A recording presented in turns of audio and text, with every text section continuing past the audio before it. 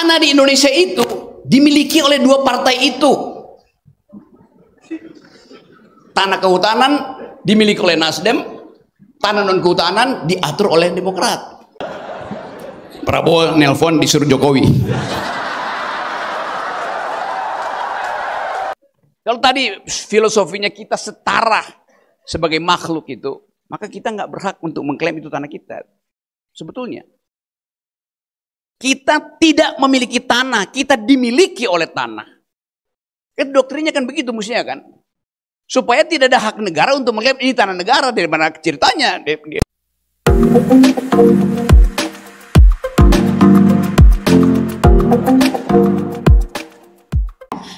Untuk itu teman-teman, tanpa memperpanjang, saya kemudian mempersilahkan kepada keynote speaker kita, Bung Rocky Gerung, untuk bisa tampil ke depan. Ya. Bung Rocky silahkan memberikan pendapat dan membedah politik ekologi di Nusa Tenggara Timur.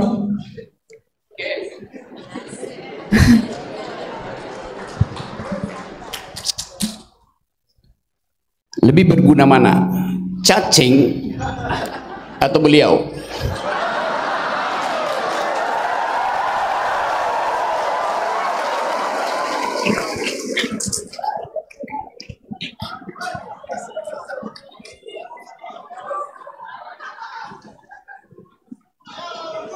Tentu secara politik beliau lebih berguna karena dia bisa menggusur cacing di Kalimantan untuk jadi IKN.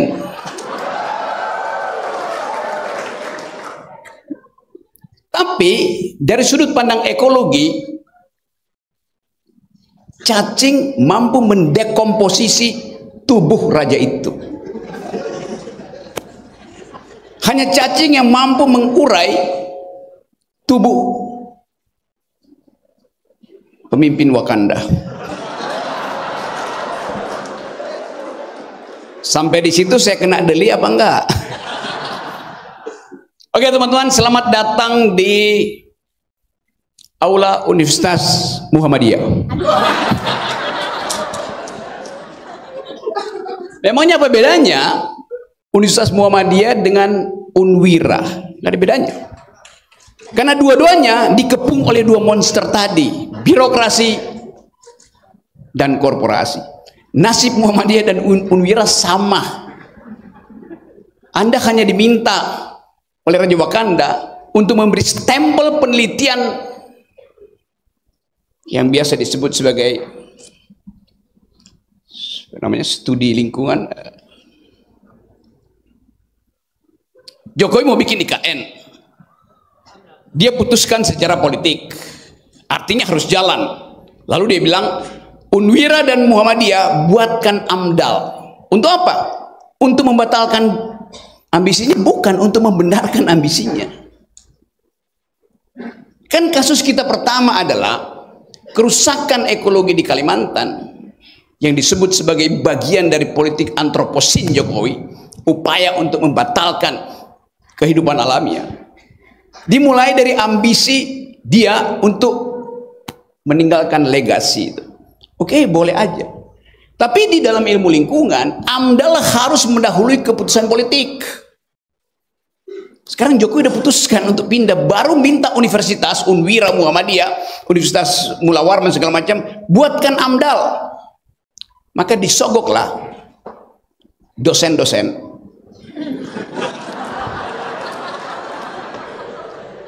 Supaya meloloskan ambisi si bajingan tolol itu.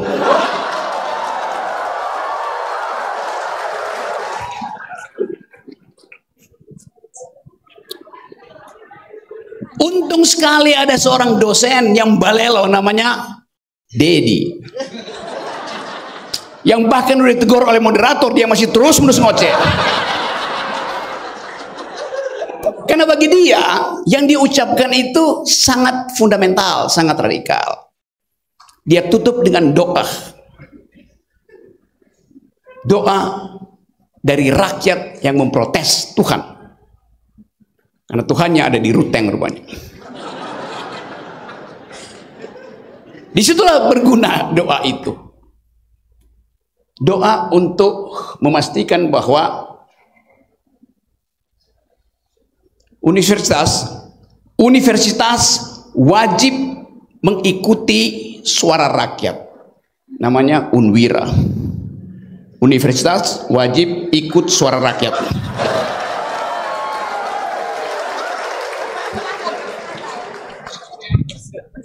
Dalam bahasa Latin, Vox Unwira Vox Dei. Yang diputuskan oleh Unwira pasti disetujui oleh Tuhan. Tetapi persetujuan Tuhan itu memerlukan gerak langkah politik rakyat. Karena itu universitas harus mensponsori gerakan-gerakan radikal yang menginginkan kembalinya hak, reclaiming our rights. Itu dasarnya. Masalahnya sekarang adalah kita bicara tentang istilah tadi, sustainable development. Persyaratan apa supaya sustainable development itu bisa dijadikan polisi masa depan? Yang pertama kita persoalkan adalah the sustainability of the idea of sustainable development. Sustainable enggak ide sustainable development itu? Yang dulu diputuskan bahkan oleh kanselir Jerman ketika dia menulis buku Only One Earth, itu hanya satu bumi itu. Jadi kalau tema ini adalah membedah politik ekologi di Nusa Tenggara Timur, kita mesti ucapkan secara lebih holistik. Tidak ada krisis ekologi di Nusa Tenggara Timur, tidak ada krisis ekologi di Kalimantan, tidak ada krisis ekologi di Kanada, di Kutub Utara. Yang ada krisis planet. Kita mulai membaca itu. Karena apapun yang dikerjakan oleh Kalimantan di NTT, dia bisa berakibat di Kanada. Apa yang terjadi di hutan Amazon bisa menimbulkan badai di California. Kepak sayap kupu-kupu di hutan Amazon bisa menimbulkan badai di California. Pohon yang saya tanam tadi di situ bisa berakibat pada tumbuhnya harapan di Kalimantan. Tadi saya habis tanam pohon di situ oleh teman-teman. Itu yang disebut sebagai butterfly effect. Tadi saya menanam sungai di depan rektorat. Jelas saya nanam sungai tadi. Saya nggak nanam pohon. Bentuk yang saya tanam adalah pohon cendana. Tapi buat saya menanam sungai. Untuk membuat radical ideas. Apa itu sungai? Sungai adalah sesuatu yang mengalir dari puncak gunung pergi ke muara laut. Yaitu definisi zaman dulu. Ketika ada krisis ekologi, kita mesti ubah pengertian itu. Di dalam pohon tadi ada kapiler yang datang dari gunung. Pertama kali dia melewati kapiler itu, dihisap oleh matahari, terjadi fotosintesis, lalu menghasilkan oksigen. Jadi sungai adalah aliran air ke semua tempat yang memungkinkan kita hidup. Pohon adalah sungai. Akar pohon itu menarik air itu ke kapiler. Kita dapat oksigen. Di malam hari ada embun di situ. Pagi-pagi dia jatuh ke bumi, membasahi rumput yang adalah selimut bumi. Sirkulasi pikiran itu yang mesti kita tanamkan pada Presiden Prabowo, supaya dia paham bahwa sungai bukan yang dibendung untuk jadi bendungan, bukan. Memotong pohon itu artinya menghalangi aliran sungai untuk pergi ke pucuk pohon. Jadi kalau kita bayangkan bahwa konsep ekologi itu bukan sekedar apa yang dimaksudkan oleh Jokowi untuk memindahkan IKN lalu minta diamdal di situ. Hak cacing untuk menggemburkan tanah di IKN berubah menjadi hak beton untuk dicorkan sebagai fondasi istana negara. Hak burung untuk pacaran di pohon-pohon sekitar IKN hilang, ditebang habis pohon itu. Akibatnya apa? Hak mahasiswa untuk membuat puisi yang menggambarkan romantisnya dua burung yang berpasangan di ranting-ranting Kalimantan nggak ada artinya lagi. Jadi kita mau bahas itu dari sudut pandang radikal ekologi itu. Nah sekarang ada problem, seberapa kuat energi pengetahuan kita selundupkan ke dalam birokrasi, ke dalam kabinet yang baru tuh. Yang diterangkan oleh Pak Dedi tadi, mestinya yang dengar itu bukan kita, yang mestinya yang dengar itu adalah AHY, calon Menteri BPN. Mesti yang tinggal itu adalah Ibu Menteri Kehutanan dari Nasdem. Ibu siapa namanya? Siti Nurbayat. Tanah di Indonesia itu dimiliki oleh dua partai itu. Tanah kehutanan dimiliki oleh Nasdem, tanah non kehutanan diatur oleh Demokrat. Coba Anda bayangkan absurditas, kita bicara tentang ekologi, tetapi pengendalian ekologi itu ditentukan oleh kepentingan dua partai itu aja. Jadi di Jakarta ada kesibukan untuk menyusun kabinet. Isinya apa? Tuker tambah ekonomi, bukan tuker tambah ekologi. Jadi dari awal kita bisa bayangkan kerusakan ekologi kita akan menjadi-jadi di era berikutnya. Karena nggak ada menteri yang diangkat secara volunteer oleh kekuasaan politik. Prabowo misalnya angkat, Dedi adalah menteri. Apa namanya? Ketua BPN. Grace, Menteri Kehutanan. Tapi apa kapasitas dia? Apa kapasitasmu? Otak. Pemerintah nggak perlu otak. Dia perlu dengkul.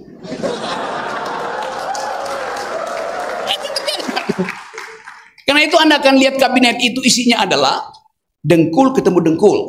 Di sini otak ketemu otak. Jadi kita lihat kontras yang memungkinkan kita marah. Tapi kita sekarang berpikir kemana kemarahan itu kita muarakan ke dalam politik alternatif. Itu pentingnya membentuk kekuatan untuk mengatakan tidak pada birokrasi, tidak pada oligarki, tidak pada, belum ada potretnya ya, belum diganti.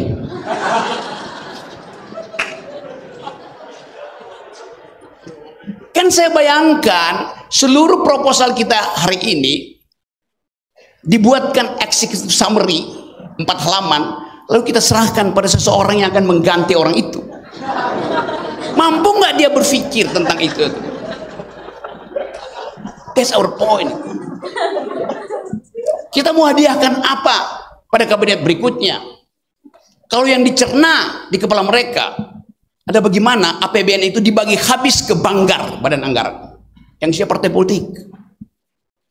Jadi krisis itu krisis yang akan memungkinkan kita frustrasi ke depan. Saya nggak tahu berapa banyak kalian di sini yang ikut nyoblos. Saya udah 2 kali golput.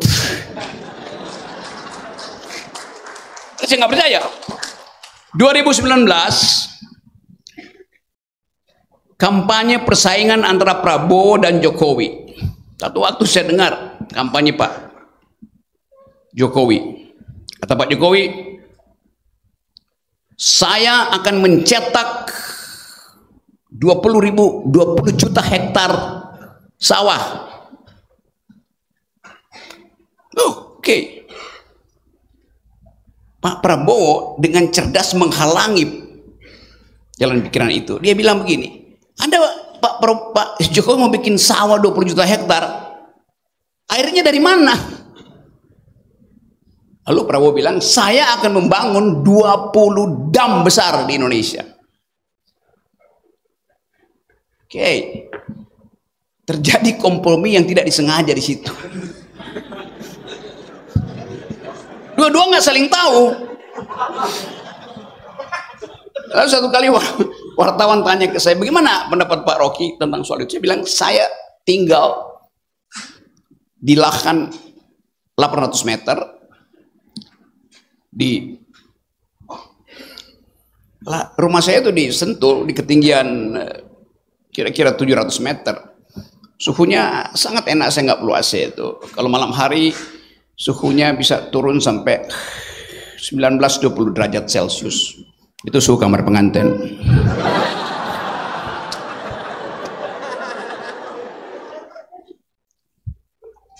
Jadi suatu ditanya begitu, saya bilang, waduh, kalau saya pilih Jokowi, dia akan ambil tanah saya untuk bikin separuh itu untuk bikin sawah. Kalau saya pilih Prabowo, separohnya dia akan ambil untuk bikin bendungan. Jadi dua orang ini akan mencaplok tanah saya. That's the logic of ecological mode of thought. Itu dasarnya kan. Kemampuan kita untuk mendalilkan. Apalagi pula ini ada telepon. Bentar-bentar.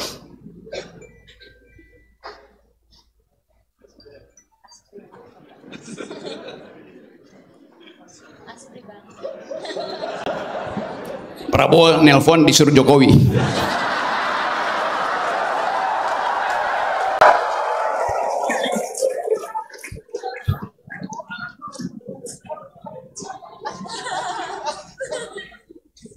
Mungkin ada intel di sini melaporkan ke istana.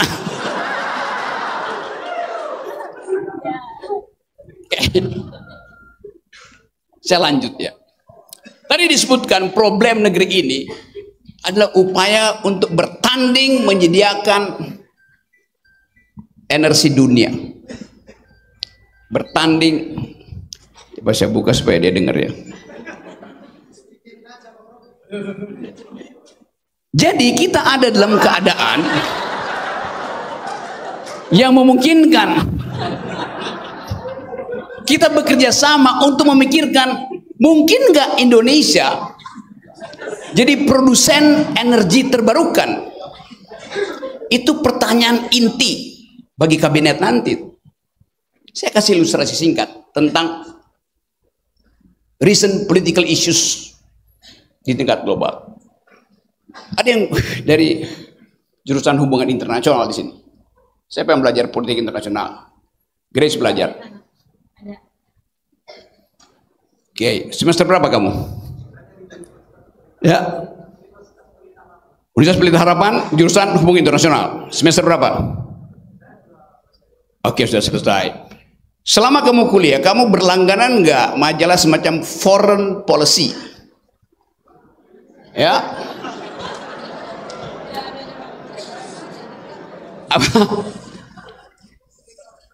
Oke, saya anggap aja saya dengar walaupun saya nggak tahu apa isinya. 2 minggu lalu, majalah Foreign Policy, majalah yang menganalisis gejala ekonomi, politik, security, ideologi dunia, tiba-tiba di majalah itu ada tulisan Luhut Binsar Panjaitan. Biasanya saya berlangganan majalah itu dari zaman mahasiswa karena saya sekolah pertama fakultas teknik, sekolah kedua fakultas hubungan internasional, lalu banyak sekolah lagi tuh, terakhir sekolah filsafat. Di majalah itu Pak Luhut Binsar Panjaitan menulis satu artikel yang sangat kontroversial. Dia bilang begini, EV Amerika, apa namanya, electronic vehicle, mobil listrik hanya akan tergantung pada nikel Indonesia. Kami Indonesia menyodorkan kerjasama soal nikel, tergantung pada Amerika. Kalau Anda saya tafsirkan sedikit mengancam artikel itu. Kalau Anda tidak mau, konsekuensinya Anda tanggung. Intinya begitu artikel itu. Mungkin 3-4 halaman. Agak aneh buat saya. Karena foreign affairs itu adalah memuat hasil kajian akademik.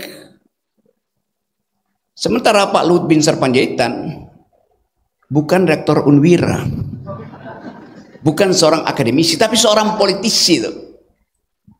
Jadi pertanyaan pertama, bagaimana mungkin artikel itu tiba di foreign policy, dan pasti akan dibaca oleh Joe Biden di dalam asumsi beliau, atau akan dibaca oleh investor-investor yang sedang melakukan riset tentang energi terbarukan, energi alternatif. Jadi bayangkan, Indonesia frustrasi sehingga mesti menulis paper itu. Mungkin Pak Jokowi udah kesel karena ditipu terus oleh Elon Musk, terakhir ditipu oleh Apple, maka dia ancam Amerika dengan pikiran yang seolah-olah akademis karena ditulis di jurnal akademis, padahal itu adalah proposal politik, juntoh proposal bisnis. Jadi Anda bayangkan bagaimana proyek energi Indonesia itu bahkan diupayakan untuk dipamerkan, dijual murah dengan artikel semacam. Mungkin itu artikel sponsor aja, saya nggak tahu. Mungkin ada orang yang buatin itu, atau redaksi menganggap ya muat aja lah buat sekaligus nunjukin bahwa ini kebodohan Indonesia, begitu tuh. Satu waktu kita akan tahu apa motif itu. Jadi Indonesia frustrasi karena nikelnya itu di dalam penelitian dunia tinggal 8 tahun habis nikel itu. Akibatnya apa? Semua pemain nikel berupaya untuk mengeruk lebih banyak lagi karena tahu akan habis. Perspektif ekonomi yang bertentangan dengan proses ekologis. Mestinya kalau tinggal sedikit jangan lagi dieksploitasi. Kan begitu rumus oikosnya. Tetapi karena tadi tekanan akumulasi global dan keinginan Jokowi untuk punya dolar, memaksa kita berpikir bahwa artikel itu adalah artikel untuk membujuk investor asing masuk ke Indonesia. Oke, itu 2 minggu yang lalu. Seminggu yang lalu saya baca artikel di tempat lain, di The Guardian, dibahas juga di New York Times. Artikel itu menerangkan bahwa Amerika sudah menemukan energi alternatif namanya sodium ion. Dasarnya apa? Yang belajar kimia tahu sodium apa? Natrium, garam.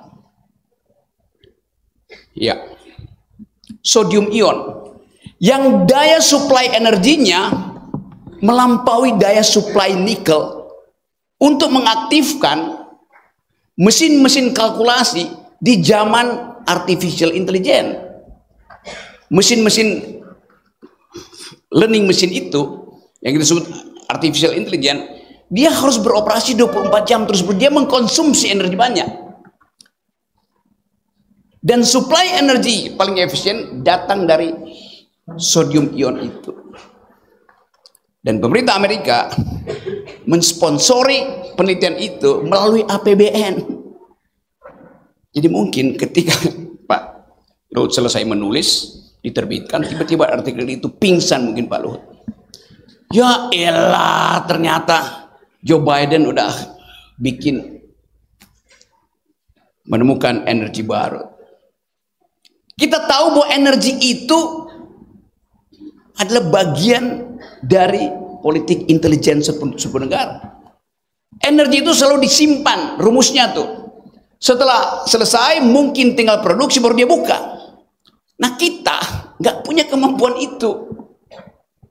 Nikel kita dengan mudah, dia itu cuma bagian itu, hilirisasi selesai, dibikin apa namanya, smelter, habis sudah. Jadi terlihat bahwa persiapan politik ekologi kita dibatalkan hanya karena kecerdasan kita untuk membaca potensi negara lain melakukan riset tidak kita miliki. Sementara orang kayak Elon Musk pasti dia punya intel ekonomi di sini untuk melihat apa yang dilakukan Indonesia. Jadi nggak ada gunanya diplomasi kalau tidak ada kemampuan intelektual origin kita untuk menghidupkan riset.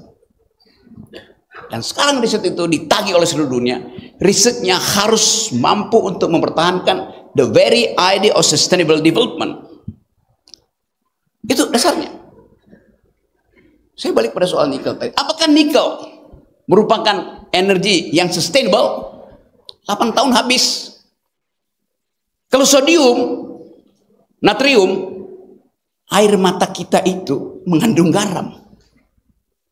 Jadi kalau para pria di sini habis diputusin oleh pacarnya, dia menangis, tangisan dia teteskan ke HP-nya, HP-nya hidup. Karena listriknya dapat langsung dari air matanya yang mengandung sodium. Jadi perbanyak tangisan supaya HP-mu tidak lowbat.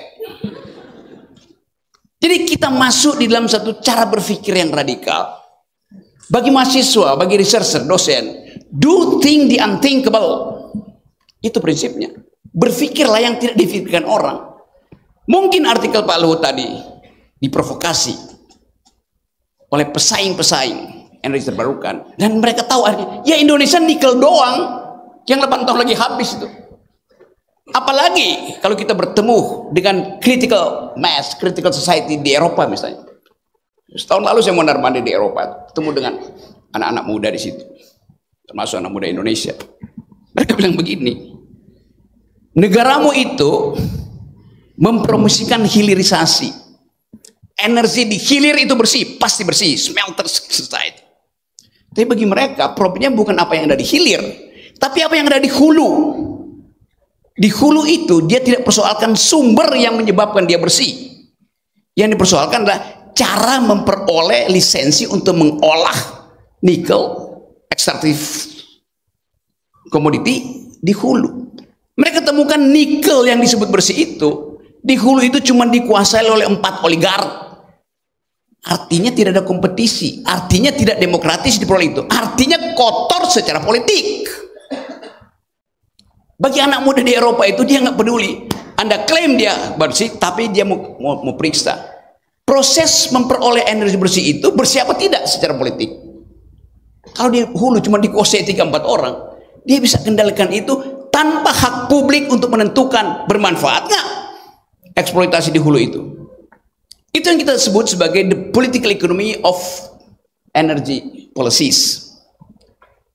Jadi dalam soal Nusa Tenggara Timur, coba riset tadi, siapa yang bermain di mana, di backing oleh siapa. Tadi sudah disebutkan negara itu broker. Jadi sekali lagi saya terangkan itu sebagai satu upaya untuk membuka pikiran bahwa nasib NTT itu juga nasib planet. Maka berpikir di tingkat planetarium itu, itulah kemampuan akademisi kita.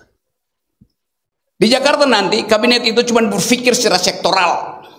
Apa yang akan dia bikin di NTT, apa yang dia bikin di Flores, dia bikin di Jawa Barat, macam-macam, di Sumatera segala macam. Tapi kita kalangan akademisi mau berpikir holistik, mau berpikir ekologis. Jadi saya senang di sini karena dibuka kesempatan bagi kita untuk mempertengkarkan nasib kita, bahkan dengan dalil-dalil peradaban global. Jadi dari pojok Unwira kita katakan bahwa kami mampu berpikir melampaui kemampuan berpikir kabinet yang akan datang. Terima kasih. Oke, terima kasih banyak Bang Rocky. Teman-teman, saya pikir saya tidak akan menyimpulkan apa yang tadi Bang Rocky katakan. Kita kemudian akan berkembang. Kita akan berkembang di diskusi.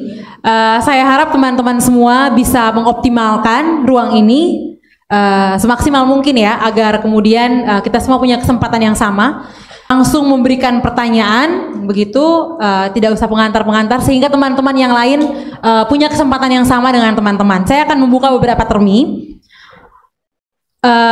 Termi pertama saya buka untuk 5 orang penanya, dan ya saya berharap teman-teman bisa langsung to the point. Mau menanyakan apa kepada Bang Rocky tanpa harus memperpanjang kata pengantar di awal ya.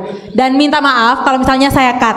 Kalau misalnya saya cut ya, agar teman-teman punya kesempatan yang sama. Termi pertama saya buka 5 penanya. Ya. Oke, saya dari belakang. Ya, Bapak yang angkat tangan, boleh satu. Ya, sebelah kiri satu, ya. Ya, perempuan satu, 3. Ya, 4 yang di belakang baju hitam dan ya. Oh, sorry. Iya. Ya, oke. Baju yang topi biru. Ya, oke. 5 orang dulu. Ya. Ada banyak term ya teman-teman ya. Bukan berarti tidak. Saya kasih kesempatan dulu buat teman-teman. Saya minta tolong teman-teman panitia untuk bisa memberikan mic ya kepada Bapak. Oke. Bapak langsung memperkenalkan diri dan nama. Ya. Saya Agustinus, Pak. Saya kalau di sini saya tuan rumah, Pak. Kalau Bapak sebentar kalau ke UI, Bapak harus terima saya. Ya. Nanti ketemu. Oke, Pak. Mari, Pak. Saya tidak punya pertanyaan karena saya di sini kan tidak ada DPR, tidak ada gubernur. Saya malas untuk debat. Saya membayangkan hari ini kita akan debat seru ya. Tapi ini saya kasihkan ke Bapak. Mungkin saya akan, kalau Unika Undana bukan level saya. Level saya mungkin di UI sama Trisakti ya. Baik, terima kasih Bapak Agustinus. Undana. Oh ya. Jadi Bapak Agustinus ini sudah dari jam 12 siang berdiri di depan Tugu Unika dengan posternya. Ya. Kita berikan aplaus.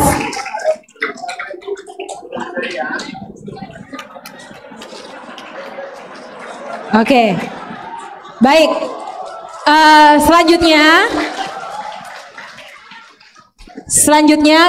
ya. Terima kasih Bapak Agustinus. Oke, Pak. Ya. Bagus, ini saya. Oke, teman-teman panitia, saya minta bantuannya untuk bisa mengarahkan mic ke penanya kedua. Begini Bu, saya hanya ada sedikit saya sampai kritisi Pak Rocky tadi. Oh, oke. Pak Rocky ini pintar apa? Mungkin kalau antara saya dan Pak Rocky pintar mana ya? Tadi. Oke, baik. Terima kasih Bapak Agustinus. Bentar. Saya mau ingin tahu. Tadi nyanyi lagu Indonesia Raya, saya lihat Pak Rocky nyanyi dengan hikmat ya. Hikmat nyanyi. Semua. Iya. Dosen juga semuanya. Saya lihat nyanyinya begitu hikmat, benar ya. Kalau saya tidak mau nyanyi itu. Kenapa? Saya tidak nyanyi. Kenapa? Hah? Kenapa tidak nyanyi? Bapak kan saya dengar di waktu dialog, Bapak kan jebolan 6 fakultas ya. Yes. Benar. Jadi. Kalau saya di sini cuma bertahan 6 bulan, buat saya selesai. 6 bulan terlalu, kalau saya mau lanjut semester kedua ketiga terlalu lama, buang-buang waktu. Baik, Bapak Agus. Jadi intinya tadi kalau saya mau nyanyi saya merasa kalau tahun zamannya Bung Karno barangkali sama si nyanyi. Tapi kalau sekarang saya nyanyi Indonesia tanah airku. Oke, baik. Air aja mahal terima Pak. Kasih. Air kami beli. Oke, terima kasih Bapak Agus. Kita lanjut ke tanahnya berikut. tidak ada kita. Mana tanahnya? Airnya mana? Baik. Terima kasih banyak Pak Agus. Bapak kalau ngomong jangan hadap saya, ngadap sana tuh. Oke, baik. Terima kasih Pak Agus. Nanti kita ketemu di Jakarta Pak ya. Oke. Jakarta nanti ya. Kita ke penanya kedua dari sebelah kiri tadi. Ya. Ya, tadi sebelah kiri. Ya. Itu Pak Agus, mahasiswa termuda di UWIRA. Silakan yang kedua, yang ini. Yang kedua di sini. Sabar. Ya, langsung to the point, Adik. Baik, terima kasih untuk kesempatan yang diberikan kepada saya. Perkenalkan, nama saya Chris BM Kobok. Saya ingin bertanya kepada Abang Rocky. Beberapa persoalan yang seperti yang sudah dijelaskan tadi bahwa masyarakat mengalami kesulitan dalam menuntaskan berbagai persoalan terkait dengan lingkungan karena mendapatkan berbagai represif dari pihak aparat keamanan dan pemerintah pun yang tidak tuntas dalam memberantas soal bagaimana kemudian tidak menerima setiap gugatan ataupun penolakan dari masyarakat. Kira-kira dari Abang Rocky solusi seperti apa yang lebih tepat yang bisa dilakukan oleh kita sehingga kemudian bahwa pemerintah itu betul-betul memiliki kepedulian terhadap lingkungan hidup. Sekian dari saya, terima kasih banyak. Terima kasih Chris. Yang berikut yang di belakang, perempuan yang di belakang baju hitam, minta tolong teman-teman panitia.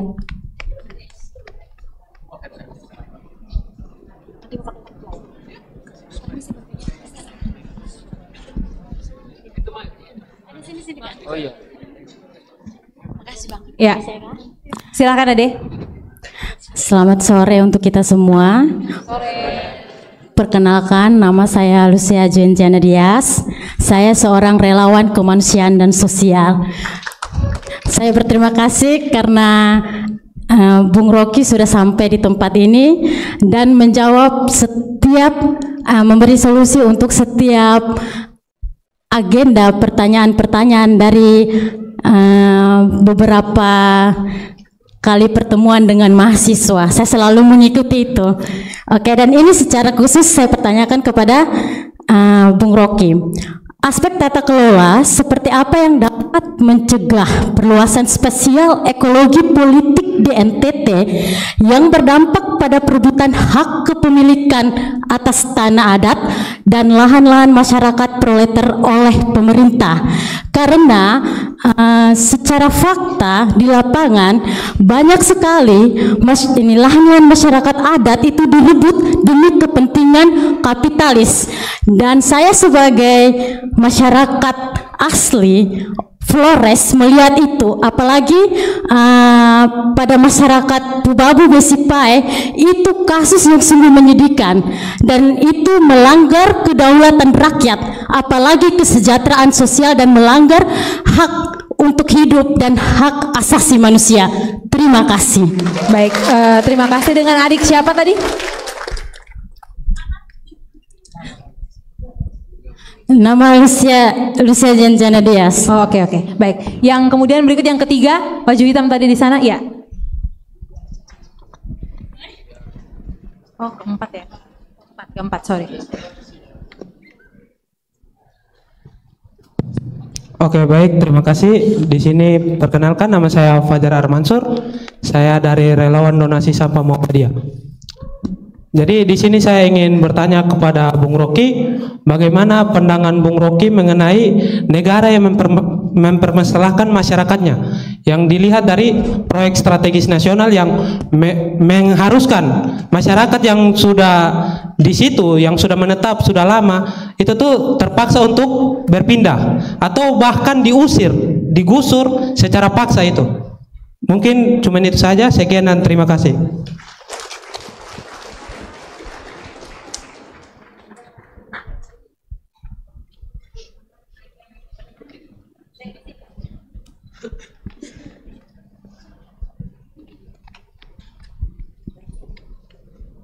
Baik, terima kasih kepada moderator. Saya langsung ke Bang Rocky dan juga para pemateri sebelumnya. Nama saya Pak Miki Dacunha, saya seorang guru di SMP Negeri 4 Kabupaten Kupang. Saya alumni ilmu lingkungan. Saya melihat tadi dari seluruh paparan dari narasumber terkait dengan masalah sumber daya di Nusa Tenggara Timur, kemudian potensi terkait dengan bonus demografi di Nusa Tenggara Timur sendiri untuk melirik ke depan bahwa diharapkan bahwa pembangunan itu berkelanjutan.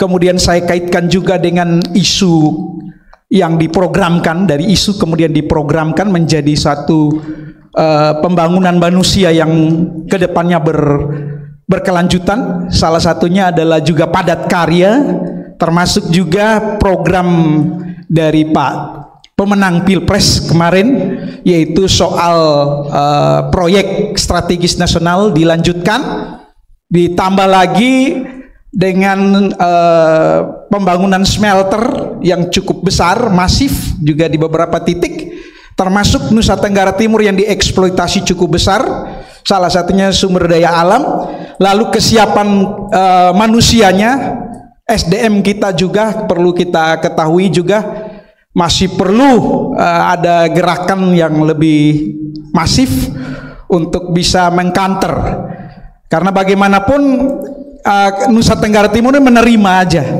program strategis nasional tadi, proyek-proyek strategis. Kami disodorkan dengan pembangunan cukup besar bendungan di Nusa Tenggara Timur, tapi sampai hari ini banyak juga yang mangkrak, tidak ada kelanjutannya untuk bagaimana ekstensifikasi. Lalu tantangan tadi global, climate change dan sebagainya, kita juga ada di dekat dengan Australia. Tantangan laut kita juga sangat besar, pencuriannya besar. Terus juga dengan melihat bagaimana gerakan kita di tingkat nasional. Saya senang, saya biasa suka di channelnya Pak Rocky Gerung official, di Pak Hersubeno, saya mengikuti terus. Saya mulai simpatik ketika PDI Perjuangan itu sudah bergerak untuk menjadi oposisi, semakin memperkuat posisi juga Bang Rocky terus untuk berbicara, sehingga ini juga bukan hanya, dulu awal-awalnya saya tidak terlalu simpatik, tapi ketika melihat posisi Ibu Mega yang sudah tidak nyaman lagi dengan Pak Jokowi, akhirnya saya kepincut juga. Dulu saya penggemar Cokro TV, akhirnya sudah saya melihat, oh ternyata ini makin cuci otak, akal sehat saya juga berkembang sebagai seorang guru. Wah, ini penting. Dan saya merasa kehadiran Bung Rocky ini makin memperkuat posisi kami sebagai guru untuk bagaimana menggerakkan semangat konservasi dari Walhi dan sebagainya. Teman-teman akademis ini juga semakin memperkuat ketika ada program yang masuk ke Nusa Tenggara Timur, apalagi ini di masa transisi kepemimpinan, kita menunggu proses pilkada di Nusa Tenggara Timur. Saya tidak mau seperti pemimpin yang lalu ketika berangkat menghilangkan beban hutang bagi Nusa Tenggara Timur. Masalahnya besar, dan ini tentu menjadi PR baru, pemimpin yang baru, entah mau menjual sumber dayanya ataukah menjual tentang carrying capacity-nya. Ecological footprint kita ini sudah mengalami kerentanan. Mobilitas penduduk kita justru ada di titik atau di epicentrum daripada bencana. Baik, Kamilki, dan langsung pada tantangan kita sebagai provinsi kepulauan ini sangat besar, Pak. Jadi saya berharap barangkali kita ada di rel yang tepat bersama Bung Rocky untuk menggerakkan bagaimana secara radikal, ekologi radikal itu, untuk bukan hanya kita konser menjaga lingkungan saja, tapi bagaimana secara radikal supaya bisa menghilangkan status pemerintah yang mengalami broker dalam pemerintahan. Terima kasih, Kamilki. Itu saja dari saya kembalikan. Baik, Bung Rocky, di termi pertama ini mungkin Bung Rocky menjelaskan dulu, menjawab dulu pertanyaan dari beberapa teman-teman. Tadi ada 4 penanya, ya. Perlu saya ulangi langsung? Enggak ada yang bertanya, semuanya marah. Kemarahan, ya. Jadi konsolidasikan aja kemarahan itu. Kan ini soal mengkonsolidasikan kemarahan supaya dia tumbuh sebagai gerakan politik radikal, kan. Itu intinya. Setiap kali saya acara buruh, saya pidato di situ segala macam. Mahasiswa saya ikut. Jadi perkuat gerakan, intinya cuma itu. Atau Anda nyalek. Kan cuma itu penyelesaiannya, kan. Jadi kalau semua yang Anda ucapkan itu saya sudah tahu semuanya itu. Tapi justru saya mau dengar apa yang sudah Anda kerjakan di lokal Anda. Anda tanya ke saya, bikin apa? Ngapain saya jawab orang yang belum mulai itu? Oke. Itu soalnya tuh.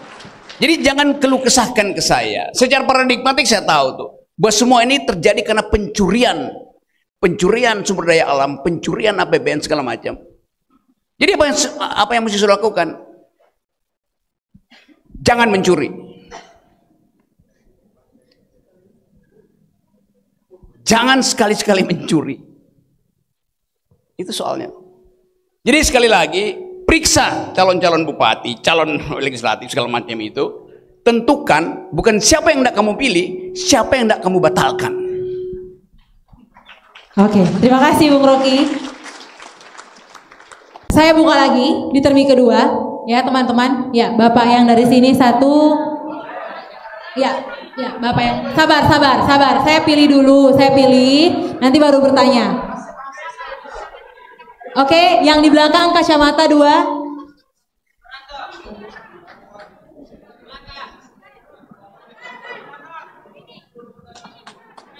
Oke, yang di belakang angkat tangan ya. 3, ya benar 3.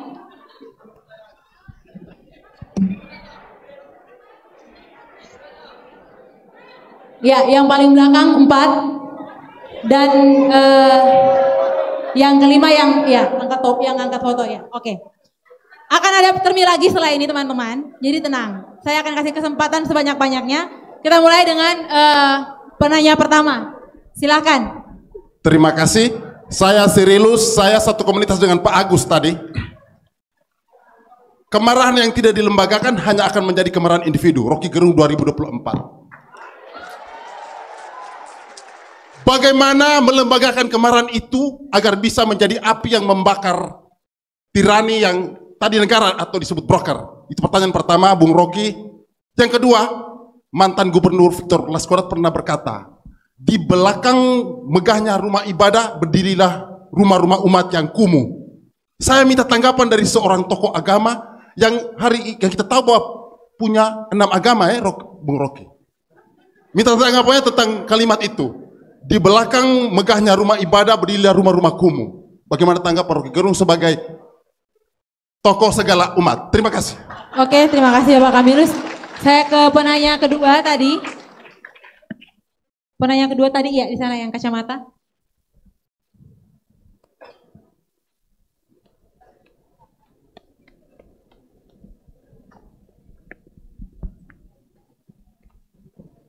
Selamat sore untuk kita semua. Sore. Terima kasih untuk kesempatan yang sangat luar biasa ini. Pertanyaan saya, Bung, bahwasannya yang kami melihat bahwa Pak Prabowo dan juga Gibran pada awal-awal adalah untuk membebek kepada Pak Jokowi, sehingga pada saat itu kampanyenya adalah untuk melanjutkan. Dan kami hari ini meyakini bahwa apapun yang dilakukan oleh Pak Jokowi akan dilanjutkan oleh Pak Prabowo. Maka pertanyaan saya Pak Bung Rocky, bahwasannya bagaimana caranya untuk menurunkan mereka setelah mereka dilantik? Karena kami muak yang diucapkan, yang dilakukan oleh Pak Jokowi. Oke. Mungkin itu pertanyaannya. Dan Terima juga kasih. Kak Grace mohon izin, karena mohon izin kepada Bung Rocky untuk ini spesial permintaan dari saya, bisa menandatangani buku dari Bung Rocky sendiri. Saya minta untuk Bung menandatangani atau habis ini ya. Ya. Kita Oke, baik, terima kasih. Dulu. Oke, terima kasih. Mungkin itu sih Kak Grace. Terima kasih. Ya, oke, terima kasih. Yang ketiga yang pakai topi ya. Kakak silakan.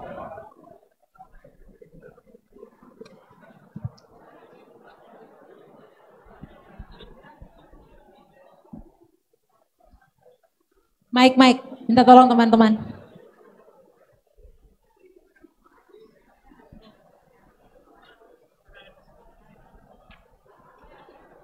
Baik, terima kasih untuk waktu yang saya peroleh. Perkenalkan, nama saya Rali Mukti Bistolen dari komunitas adat KP Budaya Helong yang ada di Kelurahan Kolhua. Tadi Bung Rocky sudah menjelaskan terkait dengan pembangunan strategi nasional, di mana pemerintah sekarang menyediakan lahan kurang lebih 20 hektar untuk pembangunan sawah dan 20 titik untuk pembangunan bendungan. Nah, bicara tentang Nusa Tenggara Timur, ada 7 bendungan yang akan dibangun dan sudah dibangun. Dan salah satu bendungan yang menjadi prioritas atau program strategi nasional yaitu Bendungan Kolhua, yang saat ini juga masih dicanangkan oleh pemerintah untuk tetap dibangun. Tetapi ada perlawanan dari masyarakat adat Helong yang menjadi masyarakat asli Kota Kupang yang sudah dilakukan pada tahun 1993 sampai dengan saat ini, yaitu masyarakat dengan melakukan konsolidasi untuk melakukan perlawanan terhadap kebijakan pemerintah yang sebenarnya menurut kami masyarakat adat pembangunan itu akan menghilangkan budaya ataupun ekosistem yang ada di Kelurahan Kolhua yang ada di masyarakat Helong. Menurut Bung Rocky, apakah sikap dari kami masyarakat adat ini apakah dikategorikan melawan kebijakan negara ataupun seperti apa? Kami minta pandangan dari Bung Rocky selaku pemateri pada siang hari. Terima kasih. Oke, terima kasih Kak Rali. Selanjutnya tadi yang di sini yang angkat ya, silakan teman-teman panitia minta bantuan yang pegang itu tadi. Itu ya mic-nya.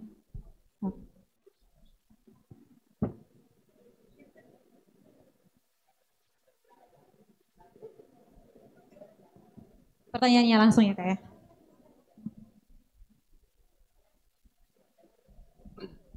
Baik, terima kasih atas kesempatan diberikan. Perkenalkan, nama saya Son Lena dari Sabu Rejoa.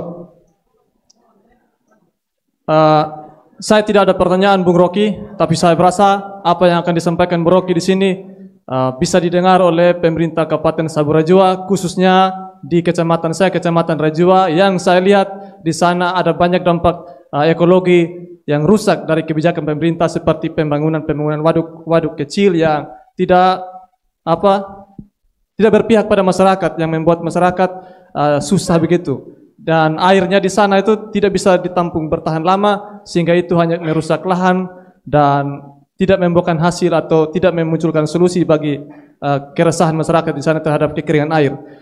Saya adalah seorang seniman muda dan saya yakin dan percaya bahwa karya saya ini akan bisa diterima oleh Bung Rocky sebagai perjumpaan yang baik. Terima kasih. Oke, terima kasih Kak.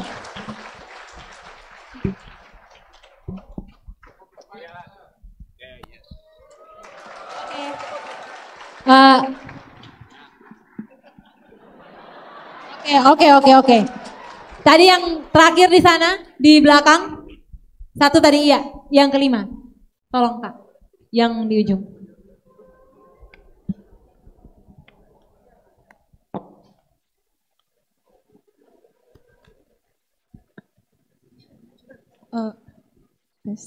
Baik, terima kasih atas waktu dan kesempatan yang diberikan.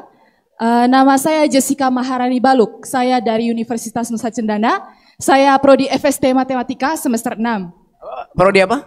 Fakultas Sains dan Teknik, Prodi Matematika semester 6. Matematik sih.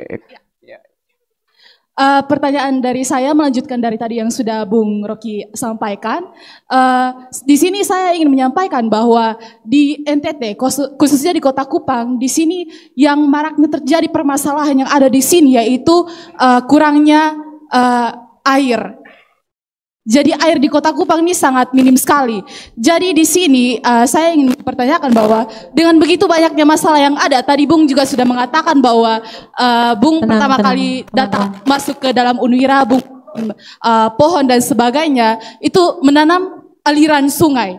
Nah, di sini saya ingin bertanya bahwa bagaimana kita bisa menjalankan program pemerintah dengan berjalan sama-sama dengan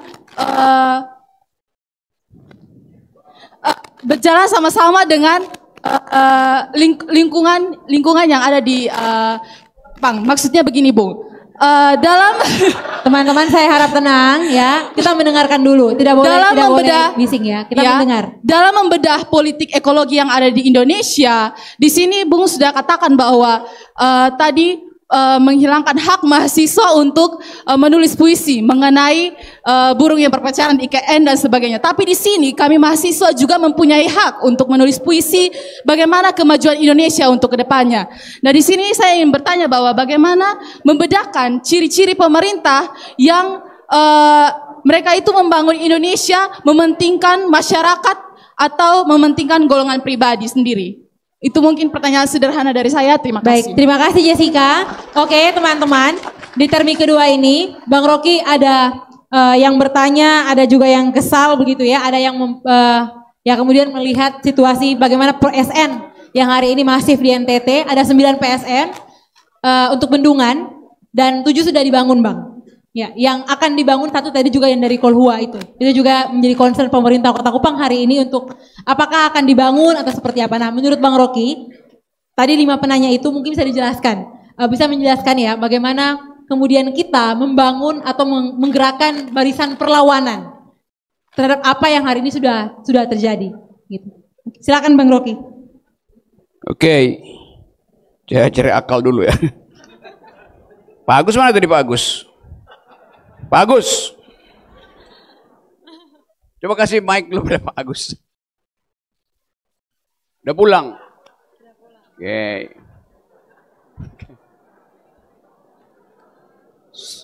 Saya mau tanya ke Pak Agus, lebih pantas foto siapa yang taruh di atas? Itu atau ini?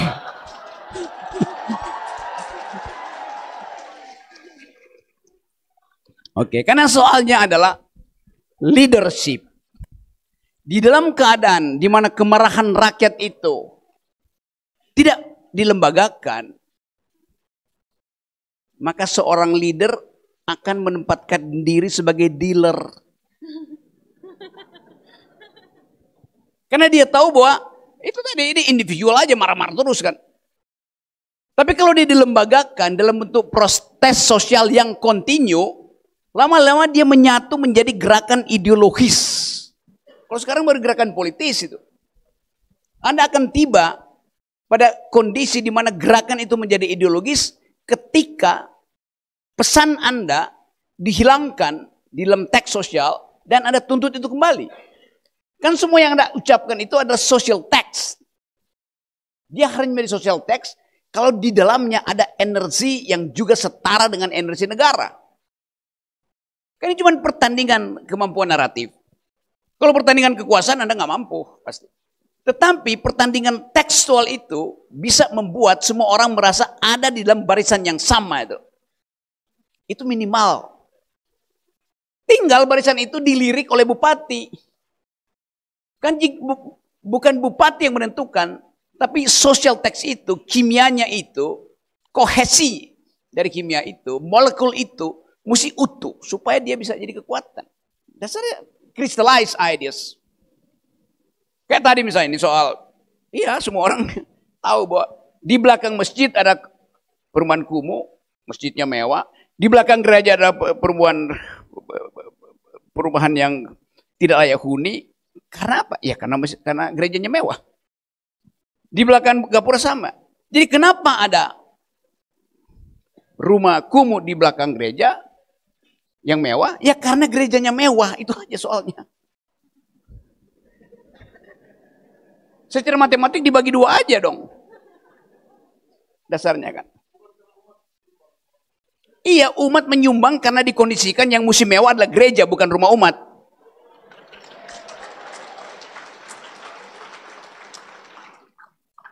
Jadi bikin proposal buat gereja, ubah teologinya. Jadi theology of liberation. Teologi pembebasan. Kan dasarnya itu kan. Yang dilakukan di Amerika Latin itu. Dilakukan di beberapa negara yang melihat bahwa ada hubungan antara khotbah dan kesenjangan kelas. Kalau doanya terus terimalah nasib, nanti di surga akan ada malaikat jemput, nanti akan ada Roh Kudus memberkati. Iya, kita tahu itu adalah pasti itu yang akan dilakukan Tuhan. Tapi yang dilakukan oleh romo apa? Dilakukan oleh pater apa? Dilakukan oleh ustadz apa? Kan itu pertanyaannya kan. Jadi saya mau terangkan itu kan ditanyakan ya. Tentu saya tahu ada variasi dalam teologi itu. Yang juga dipengaruhi oleh sumbangan negara. Jadi teologi kita itu juga dipengaruhi sumbangan negara. Dalam bentuk infrastruktur atau apa itu dapat sumbangan dari negara. Ya udah itu khotbahnya bisa berubah. Ucapan terima kasih pertama pada negara. Bukan pada rakyat yang menunggu keadilan sosial. Kan. Soal begitu. Jadi kita mau jujur mengatakan itu. Bahwa ada mentalitas yang ditumbuhkan sengaja oleh negara supaya mudah dikendalikan. Itu soalnya. Jadi sekali lagi yang tadi sama aja tuh yang Anda tanyakan ya persis adalah kemarahan. Tapi saya hanya bisa terangkan keadaan paradigmatik itu. Nah, hal yang teknis ada teman dosen di sini, ada Pak Edu yang belajar tentang gerakan sosial di Rusia tuh. Kalau Anda mau ikut teori kiri ya biarin Edu yang terangkan itu. Tapi sekali lagi ini adalah hak. Kita Kalau tadi filosofinya kita setara sebagai makhluk itu, maka kita nggak berhak untuk mengklaim itu tanah kita. Sebetulnya. Kita tidak memiliki tanah, kita dimiliki oleh tanah. Doktrinnya kan begitu mestinya kan. Supaya tidak ada hak negara untuk mengklaim ini tanah negara. Dari mana ceritanya itu tanah negara. Enggak. Bahkan konstitusi kita nggak ada prinsip tanah dimiliki oleh negara. Buat apa negara punya tanah itu? Bukan semua undang-undang. Tidak ada konsep negara menguasai tanah. Kalau tanah itu tidak dikuasai orang. Nah tanah adat itu kan dikuasai turun-temurun. Ngapain negara bilang ini kami punya tuh? Loh itu dikuasai oleh adat. Kan prinsipnya siapa yang memberi investasi pada tanah, dia berhak atas nilainya tuh. Kalau tanahnya digarap selama 15 tahun dalam hukum tanah klasik seluruh dunia, tanah itu berpindah pada siapa yang memanfaatkan. Ada bank tanah. Ada urusan apa dengan bank tanah? Bank tanah itu disiapkan untuk mereka yang perlu tanah. Siapa yang perlu tanah? Rakyat. Bukan. Yang perlu tanah adalah investor. Bank tanah itu datang dari mana? Dari penggalan-penggalan tanah rakyat. Itu yang terjadi sebetulnya tuh. Jadi saya balik lagi pada tadi, saya tahu bahwa ada masalah, ada masyarakat adat, ada masalah kelompok yang tersisih, itu semuanya harus kita selesaikan bukan secara piecemeal gitu. Diselesaikan di tingkat kebijakan. Kalau nggak bisa demo, cuman itu jalan keluarnya. Dan demonya mesti rutin supaya idenya tumbuh terus. Kan sekali demo dikasih BLT berhenti demo itu kan. Apalagi mahasiswa ada dalam kondisi itu kan. Jadi teman-teman, saya bersama dengan saudara-saudara. Dan jangan tanya saya apa yang mesti kalian kerjakan. Kalian tahu masalahnya. Yaitu pemerintah yang bobrok. Tiba-tiba kita lihat bahwa PDIP bangkit dari kesadaran karena diprank oleh Jokowi itu. Bantulah PDIP itu. Datang ke kantor PDIP katakan, kami ada di belakang rumah PDIP. Tapi jangan rumah PDIP lebih mewah dari rumah kami. Karena PDIP prinsipnya luang cilik. Dorong PDIP untuk pergi pada hak angket. Kan PDIP lagi mempersoalkan kebijakan Jokowi dalam pemilu misalnya ke PT UN, pasti ditolak. Karena PT UN itu tidak memeriksa kasus di wilayah elektoral, wilayah pemilu.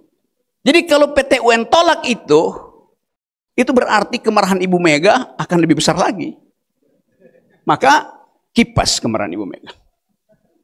Dorong Ibu Mega untuk mengatakan, karena ditolak di Mahkamah Konstitusi, ditolak di PT UN, maka satu-satu cara adalah bikin hak angket. Dan cuma itu jalan keluarnya secara konstitusional. Tapi ada pekerjaan yang ekstra konstitusional. Demo, bikin petisi, kepung. Itu dasarnya. Jadi sekali lagi, poin kita ini persoalannya mendasar. Kita tidak mungkin minta gubernur, ya tapi gubernur kan itu permainan skrup kecil dari partai kan. Atau kalau dia skrup besar itu artinya skrup dari koalisi yang gabung-gabung. Jadi teman-teman sekalian, saya mengerti itu. Jadi bagian ini nanti saya balik lagi kalau masih ada pertanyaan. Pengen teman-teman bertanya mungkin langsung to the point sehingga tidak sama-sama kita punya gelombang kemarahan yang sama gitu. Tapi kita bagaimana memantik Bung Rocky mungkin untuk bisa menjelaskan kepada kita NTT ini Bang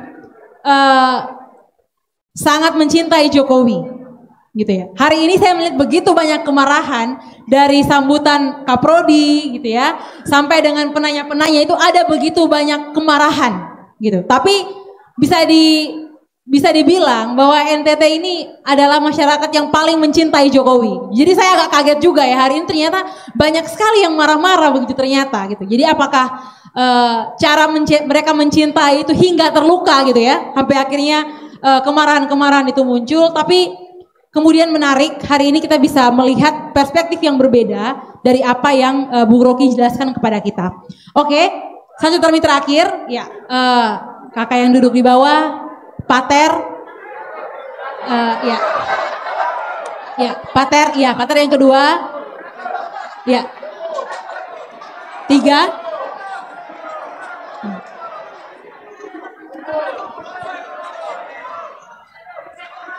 Ada masyarakat adat lagi tidak ya? Selain Kolua tadi ada yang dari tempat yang jauh. Jadi ada yang dari SOE, ada yang dari TTS.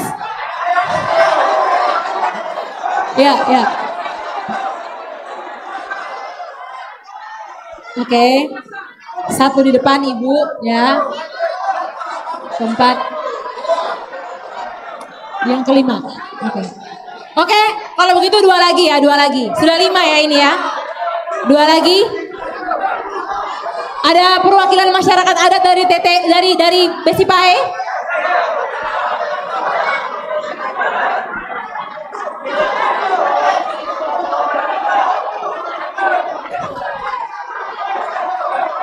Oh, oke, ada dari Besipae 1 ya, yang kelima, yang keenam. Ibu Grace. Ibu Grace. Ibu Grace. Oke. Oke, yang paling belakang ya. Oke, yang baju hitam, yang angkat tangan gini. Oke, itu yang ke-7. Oke, nanti kita akan coba buka lagi. Kalau misalnya waktunya masih pas, saya akan coba buka lagi. Saya mulai dengan yang pertama dari Kakak Gusti. Silakan teman-teman, mic-nya. Siap. Setelah ini. Sabar, jangan ribut. Baik, terima kasih. Saya Gusti. Bang Rocky, terima kasih. Saya ikuti selama ini dan luar biasa.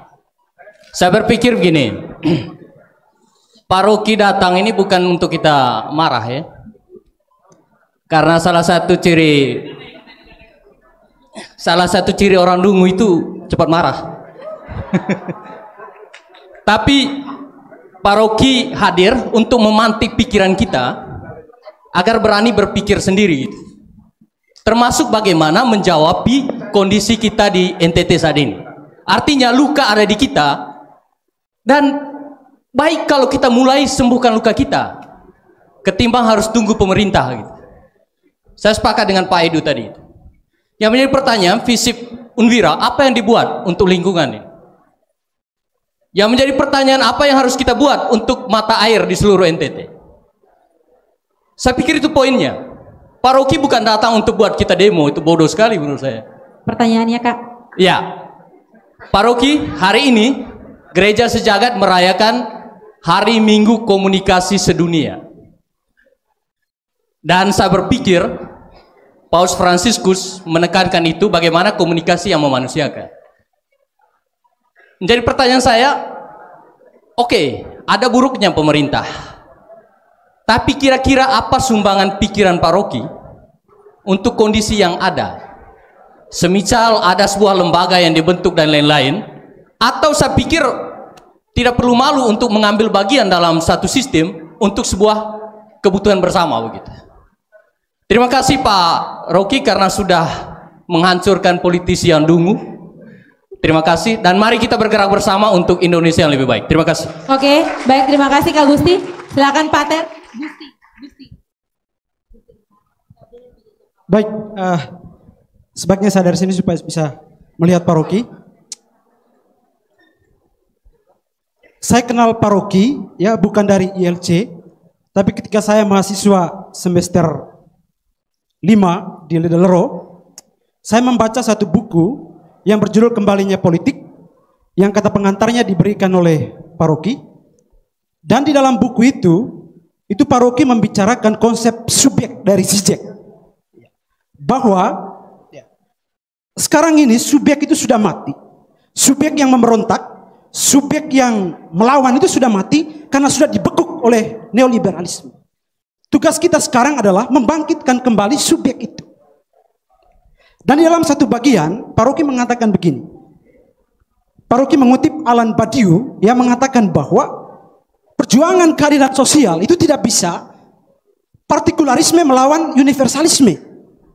Harus universalisme melawan universalisme. Nah menurut saya letak persoalan kita hari ini di situ. Tadi kita bicara tentang kemarahan. Tapi percuma kemarahan kalau itu adalah partikularitas. Kemarahan itu harus membentuk suatu universalitas sehingga universalisme itu bisa melawan universalisme. Persoalan kita sekarang itu adalah kita melawan dan melawan, tapi perlawanan itu sifatnya partikular. Walhi melawan sendiri, organisasi-organisasi keadilan sosial yang lain melawan sendiri. Tidak ada satu kerangka yang bisa menghubungkan semuanya. Kita tidak bisa melawan neoliberalisme yang bergerak di belakang seluruh kebijakan politik hari ini, yang semuanya adalah universalisme. Kita sulit melawan itu. Itu persoalan pertama. Saya ingin beri satu soal yang radikal itu, Pak Rocky. Dan saya harap Pak Rocky bisa memberikan satu jawaban yang konkret. Bagaimana subjek itu bisa dihidupkan kembali saat ini di bawah kuasa neoliberalisme?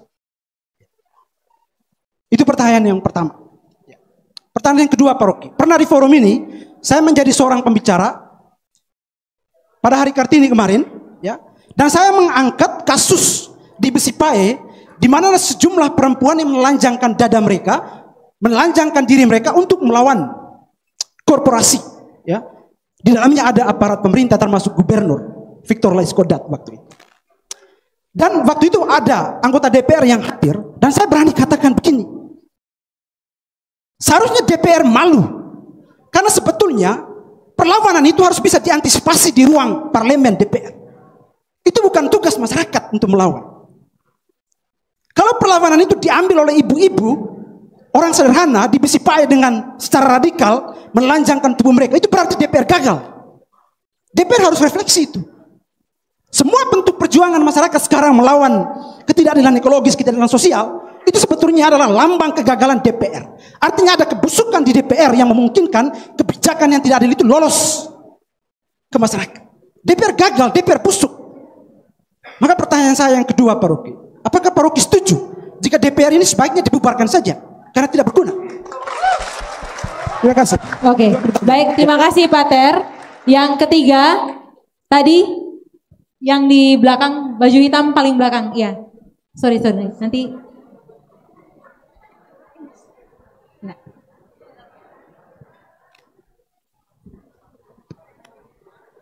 Itu, yang di belakang tadi ada jalan, iya.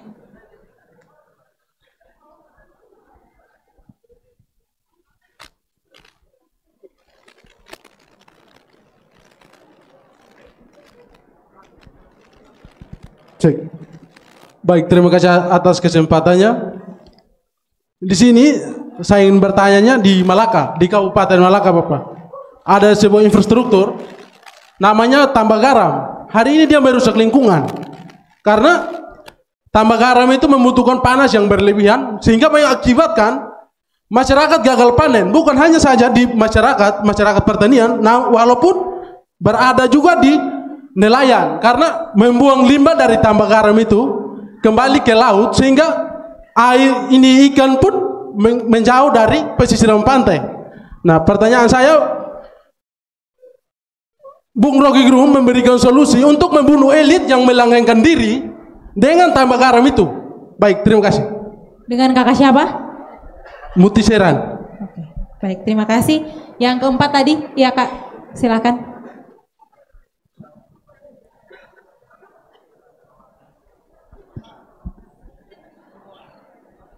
Terima kasih atas kesempatan yang diberikan. Nama saya Nina. Saya dosen di program studi administrasi publik FISIP Unwira. Jadi tetangganya Bapak dan Ibu yang menyelenggarakan kegiatan pada hari ini. Terima kasih untuk pencerahan hari ini dari Bang Rocky, dari Bang Edu, juga Bang Dedos, dan Abang dari Walhi, saya lupa namanya, minta maaf. Kegiatan hari ini memantik kami sebagai pendidik bahwa ternyata tanggung jawab menjadi guru, dosen ini kan guru juga ya, menjadi guru di NTT itu cukup besar ya, karena kita harus menghasilkan mereka-mereka yang cerdas secara akademik, kemudian mereka juga yang cerdas secara karakter. Dalam arti apa yang dipelajari hari ini, nanti besok lusa itu bisa diterapkan saat mereka benar-benar hidup di masyarakat luas ya. Saya ingin minta saran dari Bang Rocky, dari Bang Edu, dan juga abang-abang lainnya, bagaimana caranya supaya adik-adik kita, anak-anak kita ini, mereka itu jangan menjadi pendemo hari ini, kemudian besok lusa menjadi koruptor. Jadi mereka yang memprotes aturan, kemudian saat mereka berkuasa, lalu mereka menjadi orang yang membengkokkan peraturan dan melanggar peraturan itu sendiri. Kira-kira selain menyarankan mereka untuk membuka wawasan mereka, bagaimana caranya supaya mereka bisa menjaga karakter dan idealisme mereka saat berada di lingkungan dunia yang sebenarnya. Terima kasih, itu saja dari saya. Terima kasih Kak Nina. Ya, yang kelima.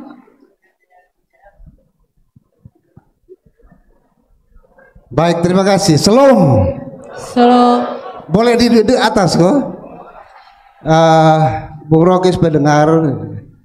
Saya alumni arsitektur Unwira. Saya masuk kuliah tahun 87. Saya berkonsultan tahun 89 sampai hari ini, tapi sudah pensiun. Kemudian saya membuka sebuah perkumpulan komunitas namanya INESCA 84. Tugas kita pada lingkungan. Kami meneliti tentang kelor. Kalau hubungan antara politik dan ekologi, bagi saya apa sih rekomendasi kita untuk sebuah polisi pemerintah yang baru terhadap ekologi, polisi ekologi. Kalau saya lihat dari tadi pertanyaan masalah-masalah, saya hargai itu, tapi bukan itu sebetulnya. Jadi yang kami teliti itu kelor. Mohon maaf, saya agak 5 menit boleh ya? Kelor, 15 tahun kami teliti tentang kelor. Kalau Bung Rocky bilang sekarang itu era sodium ion, artinya sodium ion itu diambil dari natrium. Saya membuat riset tentang garam, dan di Indonesia mungkin saya sendiri yang dapat NaCl di 97, garam industri.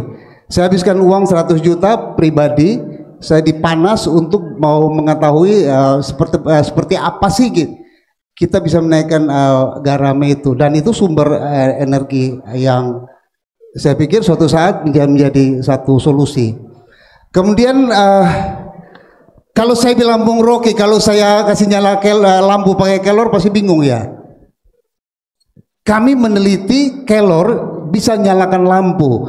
Jadi kalau solar cell itu kita nyalakan jam 6 pagi, jam 6 sore sampai jam 3 sore, jam 3 hampir siang sudah redup. Dari kelor itu 52 jam. Itu dilakukan 9 kali prosesnya. Kami periset dan tim kami periset. Kami suka riset. Jadi saya kira begini. Harusnya hari ini kami merekomendasi kepada gubernur yang baru bahwa apakah ada program lingkungan. Kalau program kami sekarang itu 1,7 juta hektar hutan di NTT. Kami sudah ngomong dengan kepala dinasnya, Bung Yuven, Pak Ondi, sampai kami sudah ngomong, kami akan gunakan di satu lahan di Kupang Barat 1836, kami akan tanam kelor. Kami sedang melakukan MOU dengan Jepang. Dengan namanya, langsung ke pertanyaannya ya, untuk jadi artinya begini, saya kira begini, apa yang kami rekomendasikan kepada pemerintah untuk ekologi ke depan, artinya bagaimana kita melestarikan lingkungan. Karena satu orang itu dia butuh tanam pohon itu 9 untuk dia bisa bernapas selama 1 tahun. Pertanyaannya, kita semua ini sudah tanam pohon berapa?